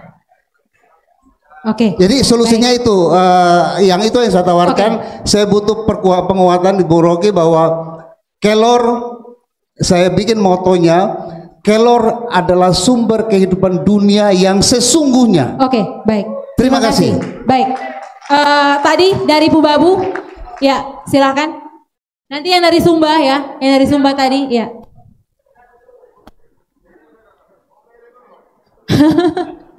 Tadi sudah angkat tangan, tadi mau miring. Oke, yang dari Bu Babu dulu. Baik, terima kasih atas kesempatan yang diberikan kepada kami masyarakat. Perkenalkan, nama saya Immanuel Tempani, saya asli dari Timur Tengah Selatan, dari Soe. Dan saya juga salah satu korban masyarakat adat di Pubabu. Terus terang, saya mau sampaikan kepada kita dan menyampaikan kepada semua kita masyarakat adat bahwa hari ini negara tidak mengakui masyarakat adat yang ada di NTT. Khususnya kan masyarakat adat di Pubabu, pemerintah mengatakan bahwa masyarakat adat tidak ada. Itu pertama. Namun hari ini saya mau sampaikan kepada kita bahwa dari tahun 1927 hutan adat itu dipetakan oleh masyarakat adat sebelum negara hadir. Jadi kami masyarakat adat Pupau pun juga kami tidak mengakui negara. Karena negara belum ada, masyarakat adat sudah ada. Yang kedua, pemerintah belum ada, masyarakat adat sudah ada. Sehingga kalau negara tidak mengakui kami sebagai masyarakat adat, kami juga tidak mengakui negara sebagai negara kami. Itu yang pertama. Yang kedua, hutan adat kami pun juga dirusak oleh oknum-oknum yang mengatasnamakan negara. Dan hari ini hutan adat dirubah menjadi hutan lindung. Dan setahu kami kalau hutan lindung itu dirusak pasti ada sanksi pidana. Tapi hari ini oknum-oknum yang berada di dalam dan merusak hutan, negara diam dan tidak melakukan proses hukum terhadap mereka. Itu yang kedua. Yang ketiga, teman saya dikriminalisasi, bahkan kami sebagai korban kami dikriminalisasi dan dipidana. Dan hari ini kami melihat bahwa hukum di negeri ini dia hanya tajam ke bawah kepada masyarakat jelata. Sedangkan oknum-oknum yang menjadi pejabat, oknum-oknum yang bermodal, hukum tidak pernah menyentuh mereka, Pak. Hari ini yang kita melihat, sehingga hari ini pun juga kami terus terang tadi saya mengatakan bahwa kami tidak mengakui negara sebagai oknum yang mengatur kami sebagai masyarakat adat. Terima kasih. Baik, terima kasih Om Bima. Ya, yang dari Sumba tadi, silakan. Ya.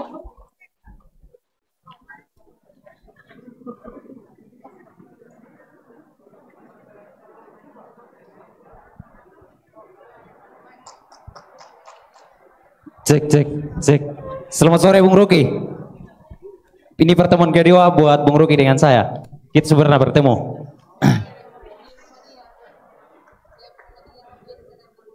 Perkenalkan, nama saya Trio Putra Dewa. Saya asal dari Sumba dan Bung Rocky dari Manado. Dan kita dipertemukan oleh politik ekologi, tapi dibedakan oleh IKI yang memeratakan sekarang. Pada abad ke-20 To the point, Theo. To the point. Ini to the point. Iya. Ini to the point. Pada abad ke-20 ada seorang 3 monster dalam pengajian politik. Karl Marx, Max Weber, dan John Stuart Mill. Itu adalah pengajian tentang politik pada ini yang kita bahas. Dalam satu kutipan, kalimat itu adalah pembedaan tentang suatu pemikiran politik. Dari Sumba apa yang mau ditawarkan? Langsung ke pertanyaannya. Ya, pertanyaannya. Sabar Bu. Supaya kita punya kajian. Karena waktu. Siap Bu. Ya. Pertanyaannya Bung Rocky, dengan beberapa narasi yang hadir pada saat ini yang disampaikan oleh Bung Rocky dan penegasan buat Bung Rocky, dan ini adalah salah satu penegasan buat Bung Rocky. Sampaikan kepada pusat di saat Bung Rocky ada di podium bersama dengan pemerintahan pusat dan suatu pengamat-pengamat politik, sampaikan apa yang menjadi keluh dan kesah pada pemerintah NTT pada saat ini dan masyarakat NTT. Itu permintaan dari saya Bung Rocky. Sekian dan terima kasih. Selalu. Oke, terima kasih Theo dan teman-teman semua.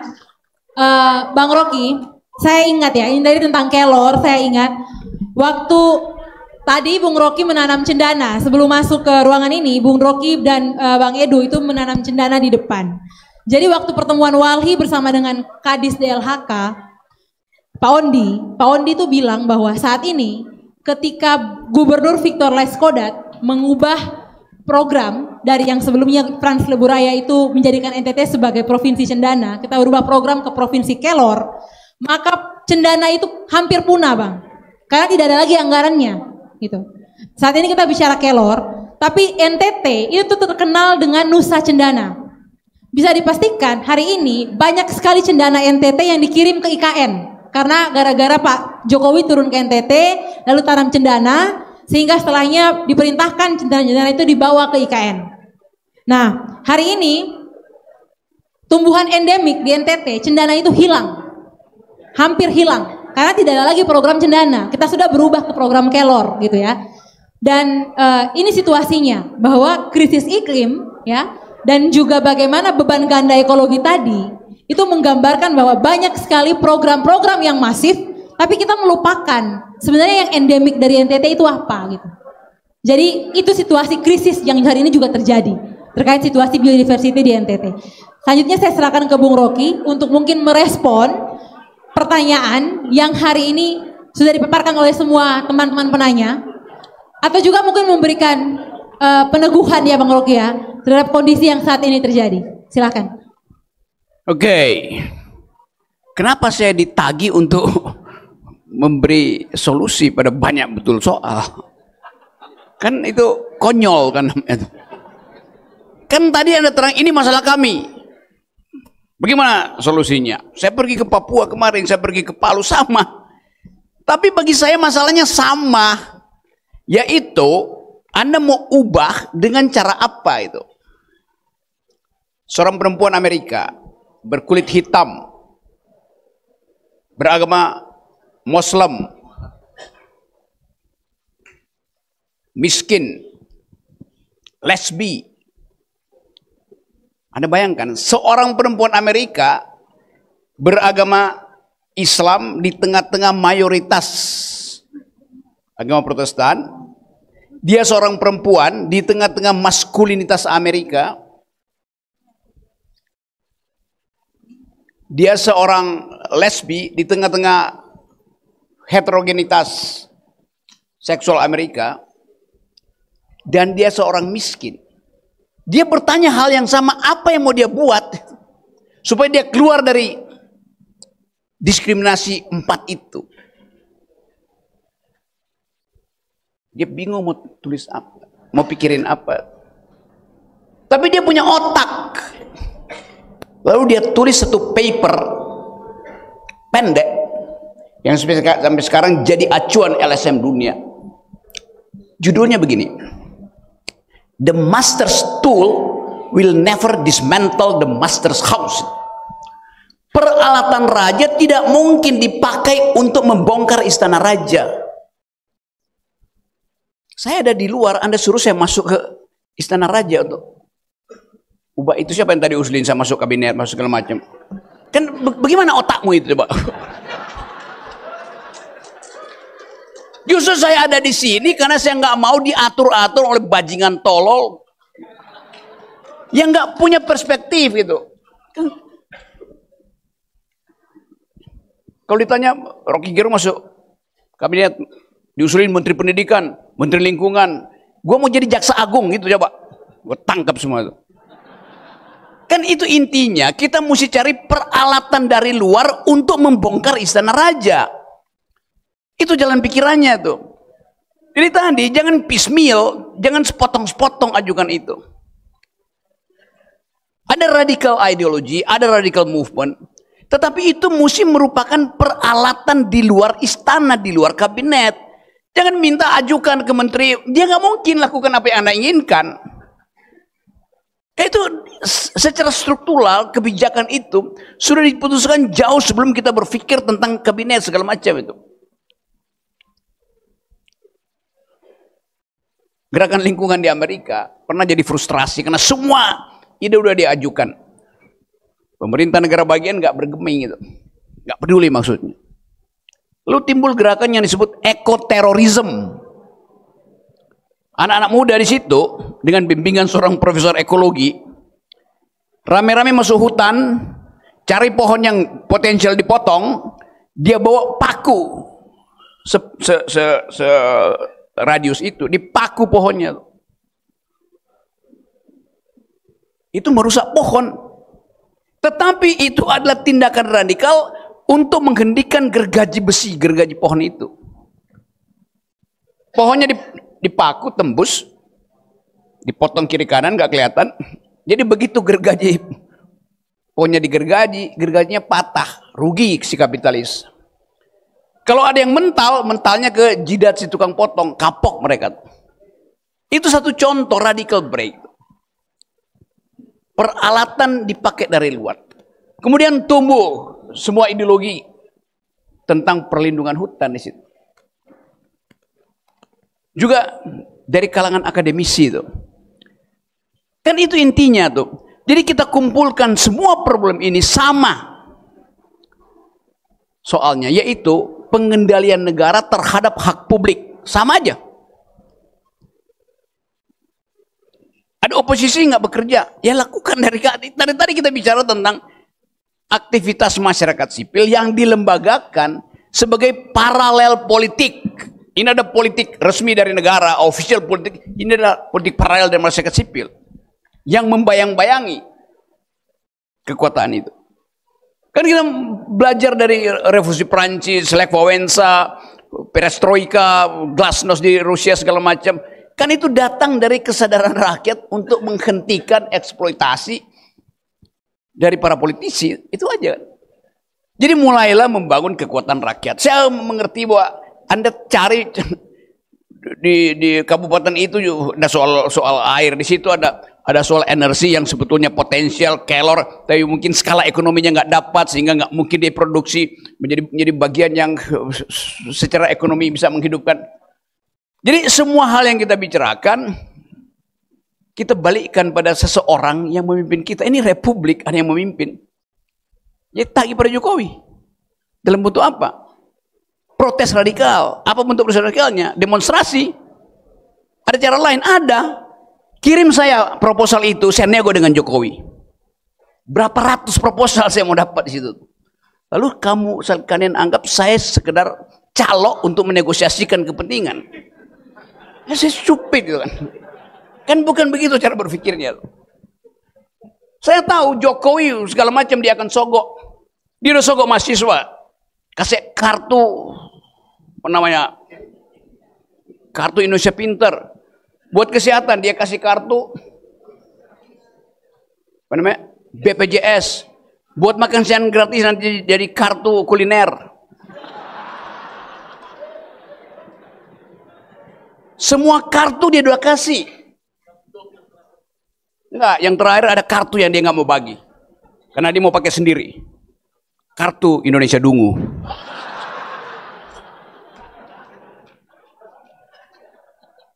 Jadi sekali lagi, kita ada dalam satu pertemuan dalam upaya untuk membentuk opini publik. Opini publik mesti ada headline, mesti ada punch-nya di situ. Dan itu hanya mungkin terbentuk kalau secara rutin, periodik, opini itu diajukan terus. Kan dasarnya begitu. Batu itu kalau cuma 1-2 kali ditetesin hujan nggak akan berlubang dia. Batu itu dihujani hujan lebat 1 kali nggak juga nggak akan berlubang. Tapi kalau tetesnya rutin, dia juga bolong juga. Jadi saya inginkan kita punya kemampuan intelektual untuk menulis di jurnal, menghasilkan proposal supaya seluruh dunia tahu bahwa ada problem di NTT yang problemnya sama dengan di Kalimantan, sama dengan di Papua segala macam kan. Itu dasarnya kan. Apalagi di Papua tuh, yang dieksploitasi habis-habisan untuk food estate gagal semua. Itu dasarnya kan. Anda bayangkan bisa Papua itu ada 37 juta hektar hutan. 80% adalah hutan primer. Di dalam hutan primer itu ada 2.000 jenis unggas, 20.000 jenis pohon, 4.000 jenis ular. Di kepala saya hafal. Dan ada 500 masyarakat adat. Apakah Jokowi pernah minta izin pada masyarakat adat?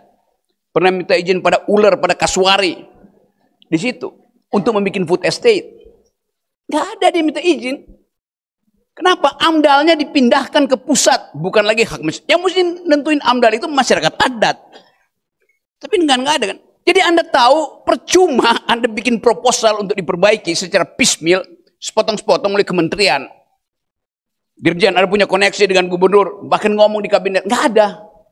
Karena ini adalah kepentingan struktural dari akumulasi kapital yang tidak mungkin dihentikan kecuali dengan satu radical break. Itu aja intinya. Ada kesempatan di dunia, ada.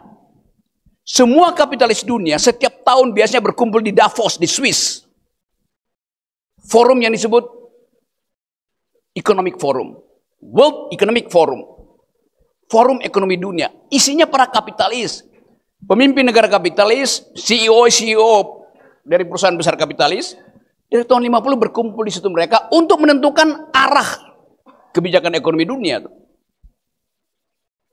Kira-kira 2 tahun lalu, pendirinya Klaus Schwab datang ke publik mengatakan, mulai hari ini saya tidak percaya lagi bahwa kesetaraan dan keadilan bisa dihasilkan melalui growth, melalui pertumbuhan ekonomi, melalui akumulasi. Ini tokoh paling bangsat dari kapitalis akhirnya mengakui bahwa hanya dengan human solidarity, dimungkinkan ada perdamaian. Karena akhirnya dia paham bahwa ini eksploitasi planet. Jadi Anda lihat bagaimana sebetulnya orang yang paling kapitalis lebih paham tentang Pancasila daripada Jokowi yang merakyat itu. Dia paham keadilan sosial, paham kemanusiaan dan beradab. Padahal dia dirikan forum itu sebagai tempat koncok-koncok kapitalis. Jadi sekali lagi sebetulnya ada peluang sejarah bagi kita untuk mendiktekan bahwa negara ini didirikan untuk kepentingan keadilan rakyat, keadilan sosial, bukan keadilan kapitalisme. Itu namanya perubahan paradigma. Yang terjadi hari ini di Rempang, di Wadas, NTT, sistem berpikir market ekonomi melimpah ke dalam wilayah adat dan berubah menjadi market society. Itu yang nggak boleh terjadi. Kan Jokowi tanya di Rempang, di IKN, berapa sih harga kalian masyarakat adat kami mau pakai nih? Berapa uang ganti tanah jadi rumah tuh? Dia nggak ngerti bahwa komunitas itu tidak memerlukan house, mereka memerlukan home. Dia nggak memerlukan bangunan, dia perlu persahabatan. Ini terjadi di mana-mana tuh. Anda pergi ke di sini misalnya, dieksploitasi. Kemarin saya dari Palu, hal yang sama. Ketemu dengan masyarakat Palu. Di tengah kota Palu ada bukit yang di dalamnya ada emas. Dulu punya Rio Tinto, dijual pada Bakri, terus dieksploitasi 800-8.000 hektar. Emasnya cuma dia ambil begitu, nggak perlu digali jauh-jauh. Tapi di situ ada kuburan nenek moyang, di situ ada sumber air. Nggak peduli dasarnya. Jadi di semua soal itu ada masalah yang sama, karena kebutuhan eksploitasi. Jadi Anda lihat bagaimana market ekonomi disperse, masuk infiltrasi itu, trickle down ke dalam sistem kebahagiaan kita. Nah, kepedulian lingkungan adalah mengembalikan oikos itu ke dalam ekologi, bukan ke dalam ekonomi, walaupun kata dasarnya sama, oikos. Jadi sekali lagi, kita mau supaya ada pendalaman ideologis tentang masalah ini. Bukan sekedar tukar tambah, Anda dapat berapa, negara dapat berapa, brokernya dapat berapa. Jadi lagi-lagi, saya percaya bahwa ini adalah pertemuan kita untuk mendalilkan pada negara bahwa tadi kami nggak perlu saudara, kami nggak perlu negara tuh, kami bisa atur sendiri. Tapi Jokowi kemarin kasih janji baru lagi, kami akan naikkan ekonomi tahun ini, ekonomi akan 5,4%. Apa poinnya 5,4% itu? Kalau disparitasnya itu, Gini rasio kita itu memburuk. Kan yang mesti dihitung adalah daya beli, kesenjangan, bukan grossnya. Jokowi pernah puji ke seluruh dunia dan ditertawain oleh seluruh dunia. Jokowi bilang, hanya di Indonesia ada satu kabupaten yang tumbuhnya 26% grossnya. Itu Halmahera Utara. Seluruh dunia kagum. Wah, hebat betul, kaya banget dong rakyat itu. Setelah diteliti, bupatinya sendiri bilang, iya kami tumbuh 26%, tapi kalau 4 orang penguasa tambang di situ pergi dari kami minus 20%. Jadi 26% itu disebabkan oleh 4 orang aja. Grossnya dihitung berdasarkan apa yang dihasilkan oleh 4 orang itu, bukan apa yang dihasilkan ekonomi rakyat. Karena dasar berpikirnya begitu kan. Jadi kita ditipu oleh statistik. Jadi sekali lagi, sebelum kemarahan kita berubah menjadi kerusuhan, saya percaya bahwa semua yang kita ajukan tadi adalah protes kita terhadap negara. Tetapi mesti ada yang ditunjuk hidungnya tuh, supaya tidak abstrak protes itu. Politik itu hanya disebut politik kalau musuhnya jelas. Tunjuk aja. Joko Widodo. Kenapa Anda takut buat katakan? Ini sistem presidensial yang turun dari atas, perintah dari atas sampai menteri-menteri itu. Ngapain pergi kepada menteri? Itu dasar berpikir itu yang membuat kita gelisah untuk menunjuk seseorang, tapi takut konsekuensinya. Padahal Anda tahu penyelesaian cuma itu, ganti presiden. Jadi kita mau hindari tuker tambah emosi, tuker tambah basa-basi, tuker tambah sopan santun yang justru melemahkan perjuangan kita untuk mencari tools di luar kekuasaan. Jadi ada energi cukup di sini. Saya senang bahwa ternyata dari NTT cukup energi untuk menjadikan NTT negara baru. Oke, baik. Terima kasih Bung Rocky. Apa NTT? Republik NTT, artinya negara tanpa tanding. Selanjutnya Bung Rocky, Apa lagi? kalau di Bung Rocky jangan closing statement, tapi pesan apa yang terakhir yang mau disampaikan kepada teman-teman agar kita semua selalu menjaga akal sehat kita, Bang? Silakan. Iya, ada kelelahan mental, ada kelelahan fisik, tapi tidak boleh ada kelelahan pikiran tuh. Jadi sebetulnya kita ajukan aja pertengkaran supaya ada energi otak yang bisa kita ucapkan berlebih dari tempat ini. Dan kita ditonton begitu diupload YouTube-nya itu, yang nonton itu anak Eropa, anak Amerika segala macam tuh, yang sedang memata-mata Indonesia tuh. Dan banyak prinsip kerusakan ekologi justru dicegah kelangsungannya oleh Bills Eropa tuh. Anak-anak Eropa tuh nekan partai hijau di situ, nekan partai buruh, nekan partai liberal supaya jangan beli produk Indonesia tuh. Jadi kita dihukum karena kita dungu sebetulnya kan. Jadi teori kita sebetulnya kita tunjukkan bahwa ada tempat di Kupang misalnya, ide dipikirkan dan anak-anak Eropa itu akan bilang, oke, kami akan menghentikan membeli pakaian dari Indonesia tuh. Tapi kami ingin bertukar baju lokal dan akan terjadi pertukaran antar individu dengan tidak merusak lingkungan. Kan sekarang semua mall di Amerika, di Eropa itu nggak ada lagi anak muda yang datang ke situ. Anak muda di London misalnya memantau anak muda di Kupang tukar-tukaran WA, lalu saling kirim baju aja kan. Jadi itu yang namanya kemanusiaan yang adil dan beradab di tingkat global. Nah itu yang saya inginkan supaya kita tetap memantau bahwa ide dunia itu cuma dua. Orang akan tanya, do you speak environmental ethics? Itu, do you speak gender equality? Kalau kita ke luar negeri ditanya pada Presiden Jokowi, do you speak environmental ethics? Dia buta huruf untuk menjawab itu. Do you speak gender equality? Apalagi itu, karena sistem pemerintahnya patriarkis. Jadi sekali lagi kita mau hidupkan grammar, new kind of grammar dari Universitas Muhammadiyah plus Unwira. Jadi sekali lagi kita ada di tempat di mana kita menggembirakan pikiran. Nah, teman-teman semua, saya akan tinggal di situ karena bukan soal waktu, tapi supaya pikiran kita tidak mengalami involusi itu. Kadang-kadang kalau pikiran udah maksimal, involusinya itu membuat kita akhirnya marah terus-menerus. Kondisi pikiran hari ini adalah kondisi terbaik yang pernah kita ucapkan untuk menentang rejim Joko Widodo. Baik, mari kita berikan aplaus yang meriah. Dengan demikian teman-teman, seminar nasional kita pada hari ini dengan tema membedah politik ekologi di Nusa Tenggara Timur berakhir. Saya tidak akan memberikan kesimpulan, tapi saya hanya mau memberikan pesan karena ini kehadiran Bung Rocky pertama di sini di Universitas Widya Mandira. Saya berharap pasti teman-teman setelah ini pengen sekali foto dengan Rocky gitu ya. Tapi saya ingin teman-teman bersepakat gitu ya. Saya ingin teman-teman bersepakat. Kita ajak Bung Rocky, kan Bung Rocky ada tuh kan bilang no Rocky no party gitu ya.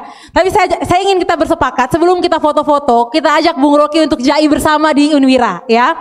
Sehingga ya jai ya tarian adat dari Bajawa ya. Habis ini kita bareng-bareng Bang Rocky.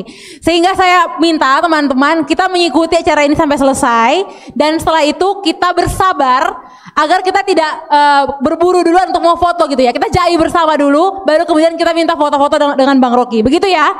Kita bisa bersepakat ya teman-teman ya. Oke. Dengan demikian teman-teman, saya Grace Gracelia, saya pamit undur diri dari hadapan teman-teman. Dan saya berharap kita semua terus bekerja, kita terus mengedukasi diri kita untuk menjaga keberlanjutan ekologi di Nusa Tenggara Timur. Salam adil dan lestari. Salam adil dan lestari. Salam adil dan lestari. Terima kasih. Selamat sore.